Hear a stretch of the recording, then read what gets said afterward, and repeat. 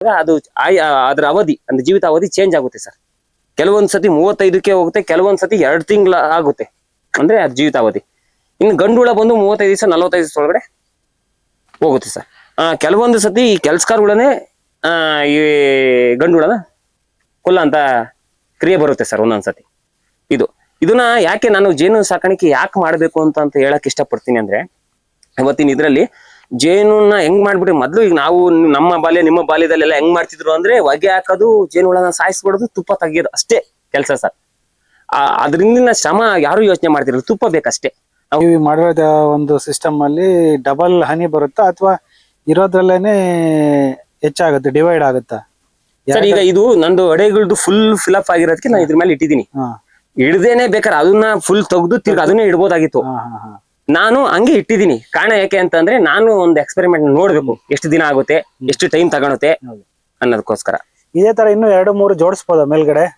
ಮಾಡ್ಬೋದು ಸರ್, ಆದ್ರೆ ನನ್ ಕೇಳಿದ್ರೆ ಅದ್ರ ಅಗತ್ಯ ಇಲ್ಲ. ಯಾಕೆ ಅಂತಂದ್ರೆ ಒಂದು ಸತಿ ಏನಾದ್ರೂ ಅನಿವಾರ್ಯವಾಗಿ ಪೆಟ್ಟಿಗೆ ಉಳ್ಕಂತು ಅಂದ್ರೆ ಹುಳುಗಳು ಡ್ಯಾಮೇಜ್ ಆಗಂತ ಚಾನ್ಸಸ್ ಇರ್ತೈತೆ. ಅದು ಎಷ್ಟು ಬೇಕೋ ಅಷ್ಟು ಲಿಮಿಟ್ ಇದ್ರೆ ತೊಂದ್ರೆ ಇಲ್ಲ. ನಾನು ಅದಕ್ಕೆ 2 ಇಡ್ಬೋದು ಸರ್, 2-3 ಕೆಲವೊಬ್ರು ಇಡ್ತಾರೆ, ನನಗೆ 2 ಸಾಕು.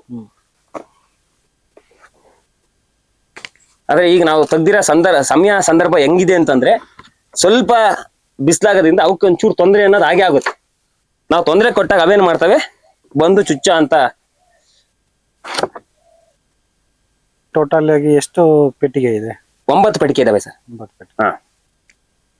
ಮೊದಲನೇದಾಗಿ ಸ್ಟಾರ್ಟಿಂಗ್ ನೀವು ಎಷ್ಟು ಪೆಟ್ಟಿಗೆ ತಂದಿದ್ದೀರಿ ನಿಮ್ ತೋಟಕ್ಕೆ? ಫಸ್ಟ್ ತಂದಾಗ ನಾನು 2 ಪೆಟ್ಟಿಗೆ ತಂದಿದ್ದೆ ಸರ್. 2 ಪೆಟ್ಟಿಗೆಯಿಂದ ಡಿವೈಡ್ ಮಾಡ್ಕಂತ ಅದು ಮುಳ್ಳು ಬಿಡಕ್ಕೆ ಟ್ರೈ ಮಾಡ್ತಾ ಇದೆ. ಮುಳ್ಳು ಬಿಡಕ್ ಆಗ್ತಿಲ್ಲ ಸರ್. ಇದರಲ್ಲಿ ಮುಳ್ಳು ಬಿಡಕ್ ಟ್ರೈ ಮಾಡ್ತು, ಇದು ಅಷ್ಟು ಸುಲಭನಾಗಿ ಮುಳ್ಳು ಬಿಡಕ್ ಆಗಲ್ಲ, ಜಾರತೈತೆ. ಆ ಜಾರದಿಂದ ಅವು ಪ್ರಾಣ ಉಳಿತೈತೆ, ನಮಗ್ ಚುಚ್ಚಂಗಾಗಲ್ಲ.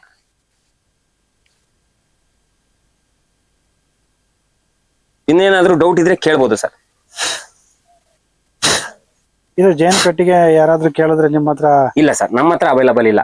ಇದು ನಾನು ಮಾಡ್ತಾ ಇರೋದು ನಮ್ಮ ತೋಟದಲ್ಲಿ ಪಾಲಿನೇಷನ್ ಆಗ್ಲಿ ಅನ್ನೋ ಒಂದು ಉದ್ದೇಶ. ಆಮೇಲೆ ಜೇನು ಕೃಷಿ ಅಂದ್ರೆ ನನಗೆ ಬಹಳ ಇಷ್ಟ. ಅದು ನನ್ನ ಕಣ್ಣೆದ್ರು ನೋಡ್ತಾ ಇರ್ಬೇಕು ಯಾವಾಗಲೂ ಅನ್ನೋ ಉದ್ದೇಶಕ್ಕೆ. ಬೇರೆ ಯಾರಾದ್ರೂ ವೀಕ್ಷಕರು ಬಂದ್ರೆ ಅವ್ರಿಗೆ ಇದ್ರ ಬಗ್ಗೆ ಮಾಹಿತಿ ಕೊಡ್ತೀನಿ ಸರ್. ಅದರಲ್ಲಿ ಡೌಟ್ ಇಲ್ಲ. ಅಂದ್ರೆ ನಿಮ್ಮ ಬಿಡುವಿನ ಸಮಯದಲ್ಲಿ ನಿಮ್ಮ ಒಂದು ಟೈಮ್ ಅನ್ನ ನೋಡ್ಕೊಂಡು ಅವ್ರು ಬಂದ್ರೆ ಅವ್ರಿಗೆ ಕೊಡ್ತೀನಿ ಸರ್. ಹೌದು, ಟೈಮ್ ಕೊಟ್ಟು ನಾನು ಅವ್ರಿಗೆ ಅದ್ರ ಬಗ್ಗೆ ಮಾಹಿತಿ ತಿಳಿಸ್ತೀನಿ.